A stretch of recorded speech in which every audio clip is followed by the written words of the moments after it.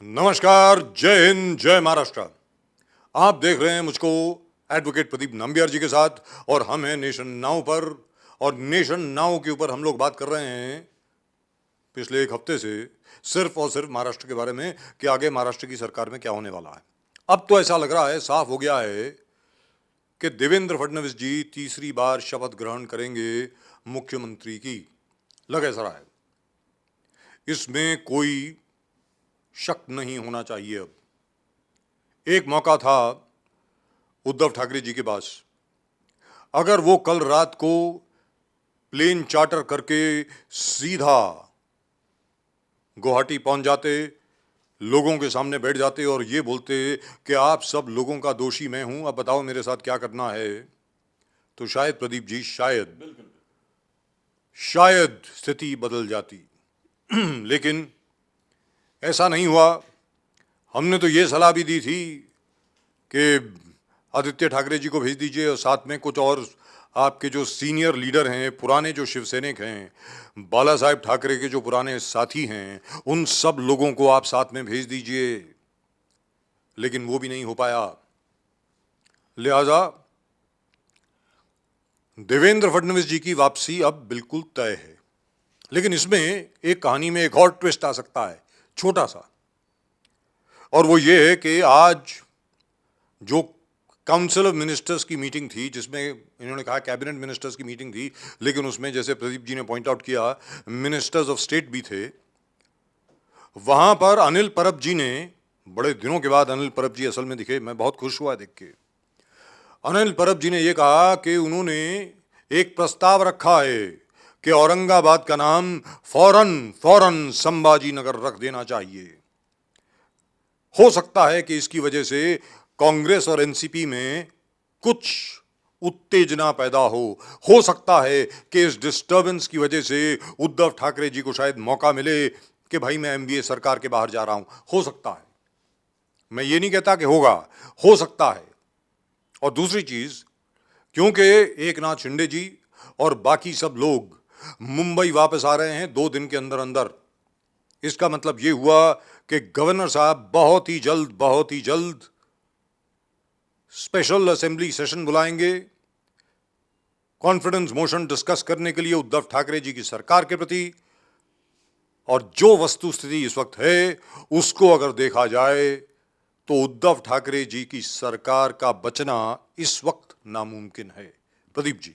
Sir, जिस प्रकार से very senior Shiv Sena leader Vinayak Raut ने कहा कि 20 भंडकोर एमएलए डिफेक्टिंग एमएलए हमारे टच में है और ऑन द फ्लोर वो हमको वोट करेंगे। नाउ ये एक से एक चीज हुआ नहीं हुआ, that had a big effect on Eknath Shinde, where he made actually video recordings of many of the MLAs, defector MLAs in Guwahati, Assam, जो उनसे बुलवाया कि हम कोई किसी के टच में नहीं, हम यहाँ पर अपने पैसे, अपने फ्री विल से यहाँ पर आए हैं और हम किसी से बंधन कोई there's nothing that has forced us to come here. There was no जिस प्रकार से फोर्सफुल यहाँ पर लगा रहा है कि उठा के लेके गया, किडनैप करके लेके गए, जबरदस्ती लेके गए, बोले कि नहीं हमने अपने फ्री विल में यहाँ पर आए और हम हिंदुत्व के लिए वोट करने वाले हैं। हम आज भी चाहते हैं कि उद्धव ठाकरे हमारे लीडर है और हम इनफैक्ट 24 आवर्स की नोटिस उनके स्पोक्समैन के तरफ से दे दिया गया था कि 24 घंटे के टाइम हम उद्धव ठाकरे जी को देते हैं कि आप इस अलायंस से बाहर निकल कर, मिस्टर केसरकर दीपक के, तो उन्होंने कहा कि spokes person of Eknath Shinde group कहा कि 24 आवर्स के अंदर अगर उद्धव ठाकरे जी एमवीए से पुल आउट कर लेते हैं और बीजेपी के साथ ऐलान करते हैं कि हम अलायंस के साथ, बीजेपी के साथ अलायंस करके एक नया गवर्नमेंट फॉर्म करने के, तो will be very happy about it. हम चाहते हैं यहीं पर ये पूरे जितने 50 ऑड एमएलएज यहाँ पर आए हैं आसाम गुवाहाटी में, हम एक ही मुद्दे पर आए हैं कि हिंदुत्व के मुद्दे पर आए हैं। तो there was no force, absolute free will, he was forced to react. But at the same time Shiv Sena is still confident, और यू कैन से जो गट स्पीक जो जिस प्रकार से कहते हैं कि नहीं वहाँ से 20 हमारे साथ है, 50 उनके पास है, मगर 20 हमको वोट करने वाले, but they don't seem to be any throwing off the towel. He is not going to, because आज कैबिनेट मीटिंग हुआ, कैबिनेट मीटिंग में वॉज कंट्रोवर्शियल। जैसे अनिल परब ने बाहर आके बोला कि हम ने कल ये रेजोल्यूशन पास करने वाले हैं कि औरंगाबाद को संभाजी नगर घोषित किया जाए, रीनेम्ड, नामकरण और इमीडिएट किया जाए. एकदम. Now, is it a way to That's move the way out? out. Is the way out? Is it a way out? Because most of the MLAs, sir, 50 MLAs जो गए हैं, most of these people have actually defeated the Congress or the NCP and the NCP. या तो कांग्रेस को defeat किया या NCP को defeat किया. वापस ये अपने कॉन्स्टिट्यूंसी में जाके बोलेंगे क्या? किसको हम क्या? What is going to be their ideology? What are they going to market? What are they going to tell the people कि हमारा मेन मिशन क्या है, हमारा मुद्दा क्या है, हम आपके सामने इसलिए आए हैं. तो ये एक बहुत बड़ा विवादित चीज में लोग फंस गए हैं, चक्रव्यूह में फंस गए हैं. So they have to move out and they have to take a very stern decision. But this is बोलने के लिए ठीक है. But the most important thing is they wanted to see that Eknath Shinde and this group break away. And whatever the transactions have taken place, जैसे बोला 50 करोड़ दिया, इतने करोड़ दिया, उतने करोड़ दिया. No, ये सब चल रहा है, ये सब चल रहा है, ये सब चल रहा है. Yes, they are very rich. That's what Kesarkar का कि क्या हम एमएलए हैं, हम क्या 4-5 दिन के 5-star accommodation अफोर्ड नहीं कर पाएंगे क्या? उसके लिए हमको किसी से घूस लेना पड़े. As you said, everybody out there are very honorable, very upright and very seasoned politicians. They are not आज इधर आज उधर. भले उन लोग बहुत सारे लोग एनसीपी से है, but most of the people from NCP are all local leaders on their own. Yes. They are very matured, very powerful, very local leadership उनका बहुत जबरदस्त है. ऐसे लोग एनसीपी शरद पवार जी ने उठा के लेके आए. फिर मुद्दा और इश्यूज के हिसाब से कभी शिवसेना के साथ जुड़े, कभी बीजेपी के साथ जुड़े, और अभी कट्टरता में यही कहा कि we want the new government. The new government is going to be the BJP and Sena government. And after the Supreme Court judgment yesterday, जिस प्रकार से सुप्रीम कोर्ट जजमेंट सब इनके फेवर में गए, कहा कि यस, जो स्पीकर डेप्यूटी स्पीकर के खिलाफ नो कॉन्फिडेंस मोशन है, तो how can he arrive at a decision on disqualification of this existing MLAs. तो the court has state that, given them enough time till 11 July, and the court also not stayed the no confidence motion against the government. They said you can come here if there's an illegality. They didn't say that. They actually said, yes, that yes, the court actually said, yes, any citizen can approach us. Any citizen can approach us, and definitely there has to be some illegality on which you can go to the court, and probably they have to find some illegality. And here everything seems to be like a well-oiled machine. This particular breakaway group is working to perfection. They are not making wrongs, and just because the BJP also is taking a very slow steps out in the front, yes, not committing anything, not taking anything, not making any tall claims. जो भी उन्होंने कर रहे हैं एकदम मर्यादित तरीके से, एकदम चुप रह के, एक very well organized, very well oiled the way of taking over Maharashtra, the new government that is going to take over Maharashtra. यहाँ पर आपको याद होगा जब आदरणीय देवेंद्र फडणवीस जी हमको मिले थे, Exactly. तो देवेंद्र फडणवीस जी ने ये कहा था, आई विल बी बैक, और बस मैं आने वाला हूं. उस वक्त मेरा और प्रदीप जी का ये डिस्कशन हुआ था कि जिस दिन देवेंद्र फडणवीस जी ये कहना बंद कर देंगे कि मैं वापस आ रहा हूं, Yes. उस दिन ये सरकार असल में गिरेगी. देवेंद्र फडणवीस जी ने पिछले 6 महीने से ये बिल्कुल नहीं कहा कि मैं आ रहा हूं, और देखिए क्या हो गया है. Exactly.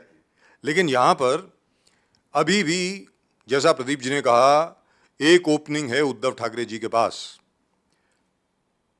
अगर आज की तारीख में भी जो बैक चैनल टॉक्स चल रही हैं अमित शाह जी के साथ और यहां देवेंद्र फडणवीस जी के साथ, अगर मान लीजिए वो सफल हो जाती हैं, अगर मान लीजिए वहां पर कुछ शेक हैंड हो जाता है, तो मुझे कोई ज्यादा हैरानगी नहीं होगी. That is exactly what the spokesperson for Eknath Shinde was telling कि उद्धव ठाकरे अभी भी हमारा लीडर है, और उद्धव ठाकरे जी अगर नरेंद्र मोदी जी से जो उनको अपने छोटे भाई मानते हैं या अमित शाह से बात करते हैं, will be very happy if that things happen. We'll be very happy if Uddhav Thackeray talks to Fadnavis also. But they are talking. Finds an amicable solution. But they are talking. As far as I know, conversation is going on. But the reluctance of Mr. Uddhav Thackeray to break away from Sharad Pawar and Sonia Gandhi is somewhat puzzling. Is baffling for me. Yes. In politics, देखिए साहब, राजनीति में हर चीज जायज होती है जब तक कि वो गैर कानूनी नहीं है. और जहां तक उद्धव ठाकरे जी का प्रश्न है, उद्धव ठाकरे जी के पास एक सीधा साधा रास्ता है. बैक चैनल टॉक्स उनकी चल रही हैं, मुझे मालूम है, सबको मालूम है. और बीच में बिचौलिया भी कौन है, मीडिएट कौन कर रहा है, ये भी सबको मालूम है। अगर कल कैबिनेट मीटिंग में अगर कोई डिस्प्यूट होता है संभाजी नगर को लेकर के और उद्धव ठाकरे जी एक अनाउंसमेंट कर देते हैं कि भाई आज के बाद हम एमवीए के बाहर हैं, तो मुझे कोई हैरानगी नहीं होगी प्रदीप जी, मुझे जरा भी आश्चर्य नहीं होगा। इसका मतलब यह होगा कि उद्धव ठाकरे के ही नेतृत्व में अगली सरकार बनेगी जिसमें देवेंद्र फडणवीस जी मुख्यमंत्री होंगे और Eknath Shinde ji deputy chief minister होंगे। So it is not as if Uddhav Thackeray does not have a way out, he still has a way out. और दूसरी चीज जो प्रदीप जी ने कहा कि ये लोग जब अपनी कॉन्स्टिट्यूएंसी में वापस जाएंगे 2024 में, तो ये क्या कहेंगे? अगर मान लीजिए एमवीए सरकार चलती है, महाराष्ट्र विकास आघाड़ी सरकार अगर चलती है, तो ये सब लोग क्या कहेंगे जाके कि जिन लोगों को हमने आज तक गालियां दी, जिन लोगों के का हमने कड़क विरोध किया, आज हम उन लोगों के साथ खड़े हैं। किस तरीके से वो अपने लोगों को, अपने वोटर्स को ये समझाएंगे कि आप हमें फिर एक बार हम पर विश्वास कीजिए।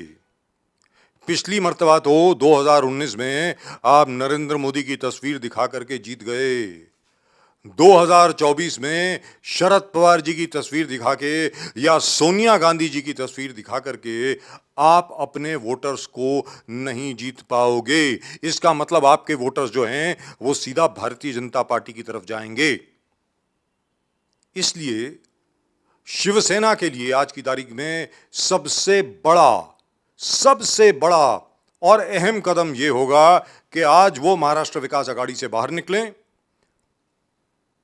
देवेंद्र फडणवीस जी के साथ एक बार फिर हाथ मिलाएं, अमित शाह उधर से डायरेक्शन दें, उद्धव ठाकरे जी सुप्रीमो रहें शिवसेना के और एकनाथ शिंदे जी उप मुख्यमंत्री रहें।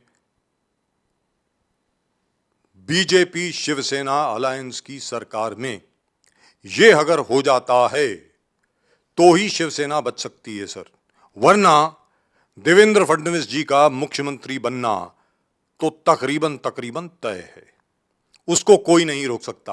आप जो मर्जी भरसक कोशिश अब कर लीजिए, क्योंकि ये 50 लोग टूटने वाले नहीं हैं। यहां पर उद्धव ठाकरे जी को अब यह तय करना होगा कि शिवसेना को वो अपने साथ रखना चाहते हैं या नहीं रखना चाहते। मानता हूं जितने भी आपके डिस्ट्रिक्ट प्रेसिडेंट हैं, आपके ब्लॉक प्रमुख हैं, आपके जितने भी शिवसेना प्रमुख हैं अलग अलग जगह पर, जितने भी आपके शाखा प्रमुख हैं, सब लोग आपके साथ हो सकते हैं, लेकिन जो 50 लोग उधर हैं जिसमें से 37 आपके एमएलए हैं, वो भी कोई दूध पीते बच्चे नहीं हैं, उनके भी लॉयलिस्ट हैं और अभी तक उन्होंने अपनी लॉयल्टी अपने लीडर्स के प्रति दिखाई नहीं है। जिस दिन वो सड़क पे उतरेंगे और आप इस तरफ से सड़क पे उतरेंगे, उसके बाद क्या होगा ये भी सोचना पड़ेगा उद्धव ठाकरे जी को। क्या शिवसेना को वो दो फाड़ करने में राजी हैं? मुझे नहीं लगता कि उद्धव ठाकरे जी ऐसा करेंगे। मुझे लगता है कि उद्धव ठाकरे जी अकलमंदी की बात करेंगे, बीजेपी के साथ हाथ मिलाएंगे, शिवसेना के प्रमुख रहेंगे और सरकार बनने देंगे। Sir, he can learn this from mister Sharad Pawar ji. Sharad Pawar ji ने कितनी बार सरकारें तोड़े, बनाए, सरकारें किस प्रकार से, और हर चीज़ के लिए उनको रीज़न भी था कि हमने क्यों किया, हमने इसलिए किया, हमने उसलिए किया। तो he is got a record of breaking governments and forming them. और आप, मुझे याद है कि आपके साथ जब इंटरव्यू कर रहे थे, बोले कि महाराष्ट्र में सरकार बनाना तोड़ने में कोई मेरा हाथ पकड़ नहीं सकता। तो he can take a leaf out of, he can learn from mister Sharad Pawar ji. You need a reason to break away, you need a reason to join, you need a reason to create a new sort of alliance. And you can create and you can create and you just have to convince any them. reason you want. Yes, any reason that you want. Yes. Now, it is MVA, it's not that MVA, the entire rule has been bad. I mean, they have been good. Like, you had very good ministers like the housing minister, Jitendra Award, just because they have performed very well. In fact, we saw the housing reforms that in this last 2.5 years is never seen the past 10 years. जो पिछले 2-2.5 साल में जितने मेहनत ये housing minister ने की है जितेंद्र रावत जी ने, kind of reforms, because most of the SRA projects देखे, हाउसिंग प्रोजेक्ट्स देखे आज भी अटके हुए, but you can see an absolute determination on the part of the minister to push the reforms within it. SRA में उन्होंने इस प्रकार से लाया कि जो अटके हुए प्रोजेक्ट है उसको रिवाइव कीजिए, बिल्डर को बुलाए, बैंकर्स को बुलाए, फाइनेंसर्स को बुलाए, स्टेक होल्डर्स जितने भी हैं सबको टेबल पे बिठा दिया, बोले कि we want this project to start, how are you going to do it, and if you can't do it the SRA will take it over, MARA will take it over, MMRD will take it over. जिस प्रकार से he was very clear that he wants things to be running. There's a BDD चाल, it was stuck up for so long, nobody taking a proper 45 years. जिस प्रकार से कुछ नहीं हो रहा था, this gentleman pushes informs, और जब नहीं बन रहा था, he goes and meet the CM Uddhav Thackeray. He never hesitated to go and include the senior leader like Sharad Pawar ji, Uddhav Thackeray, and even go to opposition leader Devendra Fadnavis to see that BDD Chal project takes off. And it did. He involved every stakeholders in this particular thing. वहाँ जब महाराष्ट्र के हित की बात है, उन्होंने हर चीज, हर stakeholders, her party, he never was ashamed to take anybody's help. And that kind of proactive stance. And look at Adv Thackeray, yes. So I was just talking about various projects that he has started. The redevelopment है, SRA के जो कामाटीपुरा वाले project हैं, गोरेगांव के project है, अलग अलग जो नेचर अफेक्टेड, जो साइक्लोन अफेक्टेड एरियाज हैं, वहाँ पर उन्होंने जो लिए कि पूरे विलेज के विलेज हम बना देंगे, माड़ा को इन्फोर्स किया, माड़ा कॉलोनीज जो वेकेंट थे, आइडिया तो थोड़ी अलॉट करके रखे थे और लोग एम्प्लॉय यूज़ नहीं कर रहे थे, जैसे सुनील गावस्कर बीकेसी में उनको एक प्लॉट अलॉट किया था, he was not utilising it, he never was afraid to pull out, says we have given it to you, you're not using it, give it back to us, it'll be forced. So he was very proactive. We never allowed anything to be dormant, to be silent, and the most understanding this entire real estate is engine that moves the state, moves the finances of the states, development की तरफ से आपको real estate अगर move हो गया तो आपके सरकार के treasury खजाना कभी बंद नहीं होगा, you will be always getting money into it. And after most of the builders जो हम लोग ने बात की है, जिसने सब रो रहे थे कि we have COVID affected, GST affected, demonetization affected, अरे अलग अलग प्रकार रह रहा है affected, बहाने ही चल रहा था, but they were really a big drawback. The 2 years of COVID period, GST उसके बाद आए 18% भरो tax. Look, I mean, whether you want the money or not, whether you want the money or not, if the bill is raised, you have to pay. So it was for the welfare of the state, but it was people, it was hitting the builders where you have to. Now, you can't be anti-builder because they are creating money, they are creating homes, they are creating accommodation, they are giving you roofs, they are creating jobs. And when you said a builder builds a building, there is a cyclic effect in the particular area. Absolutely. Everybody gets involved in it, everybody makes money. So everybody, from cement to sand to bricks to steel to white goods to everything. Very, exactly. Or he got these things going. He pushed the MARA to do work. He pushed the SRA to do work. He pushed the regular builders to push work. Very big projects जो builders लेके बैठे थे. So he tried to revive it. There was a great, and 31st December तक उन्होंने और भी bonus दे दिया कि आप अगर 31st December से पहले projects बनाते हैं 50% discount on premium. So he came up with very good schemes, and I hope the new government that comes up, maintains the standard, because the earlier BJP led the government. In the housing sector, actually there was not much reforms, which we thought that huge reforms will be there. No reform. They said there will be a huge investment in infrastructure, infrastructure.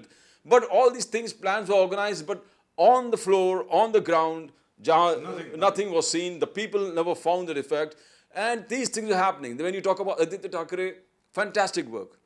Actually, he showed that he cared for the environment, where RA was there. But you told a different story today about even this government giving up the interest on come out with the GR yes, and the amount of GR passed in the last few days is amazing phenomenon. बोले जितने 2.5 साल में काम नहीं किए वो last 4-5 दिन में इतने GR pass कर दिए, and which complaint went to the governor, and governor has rightfully asked the chief secretary for all information about that. But as Supriya Sule said, we are doing it for public welfare, for public good, for the betterment of the state. So we are not bothered if you stand it, we stay it. We think that we have done it, we need you to do it. But what I'm trying to say is the movement, handing over of power. As you said, will it be easy? he will throw the towel and say, okay, you can take it over? Is he finding ways and excuses to hand over power? Is he wants to be a part of it? And everybody in this Eknath Shinde camp was saying he wanted to rule for 2.5 years. He has ruled 2.5 years. Now give it to Devendra Fadnavis. Give it to Devendra. He says this was the part of the bargain. This was the part of the bargain which Shiv Sena said that we need to rule for 2.5 years. And they've ruled and for we 2.5 believe years. that you have ruled for 2.5 years. Now it is their turn. Let them do, because we have to go and talk to the people. We have to convince the people. Why are we with those people whom we fought against? We don't have any common ideology. We don't have any common thought. We don't have any common goals. The person whom we have engagement किसी और के साथ हो गया, शादी आप किसी के साथ क्यों किए, ये जवाब हम क्या दें? जी, कहने का मतलब ये हुआ कि महाराष्ट्र विकास अघाड़ी में तलाक बहुत जल्दी होने वाला है। कहने का मतलब ये हुआ, और एक बार फिर शिवसेना और भारतीय जनता पार्टी के बीच में फिर दोबारा निकाह होने वाला है। इसका मतलब अब इसमें दूल्हा कौन है, दुल्हन कौन है, ये बात की बात है, लेकिन लग ऐसा रहा है कि बहुत ही जल्द हमारे मित्र देवेंद्र फडणवीस जी एक बार फिर मुख्यमंत्री बनेंगे महाराष्ट्र के। और जैसा प्रदीप जी ने कहा, उद्धव ठाकरे जी के लिए आसान नहीं होने वाला है, लेकिन आज की तारीख में जिस प्रकार बातचीत हो रही है, जिस प्रकार एक दूसरे के साथ कम्युनिकेशन जारी है, जिस प्रकार आज की तारीख में जितने भी सो कॉल्ड तथाकथित तौर पर बागी एमएलए हैं, उनके साथ जो बातचीत अभी जारी है, अगर यही चीज़ आप जारी रखते पिछले 2.5 साल के लिए, तो ये नौबत नहीं आती, ये दिन देखने को नहीं मिलता किसी को भी। और जब भी कोई सरकार जाती है इस प्रकार, तो वो कोई अच्छा दिन नहीं होता है। लेकिन क्योंकि क्राइसिस है, कभी कभी प्रदीप जी क्राइसिस में भी एक अपॉर्चुनिटी निकलती है, उसमें से भी एक अवसर निकलता है। मुझे ऐसा लगता है कि उद्धव ठाकरे जी के लिए ये एक बहुत बड़ा अवसर है अपनी स्टेट्समैनशिप का एक और उदाहरण देने के लिए सारी दुनिया के सामने कि भाई अपनी पार्टी के लिए मैं अपने पद को भी कुर्बान करने को तैयार हूं, और मुझे लगता है कि वो इस कुर्बानी के लिए तैयार होंगे। That's it. That's all we've got for you in tonight's show on Nation Now from both Pradeep ji and myself. We'll meet you again tomorrow. तब तक के लिए जय हिंद, जय महाराष्ट्र।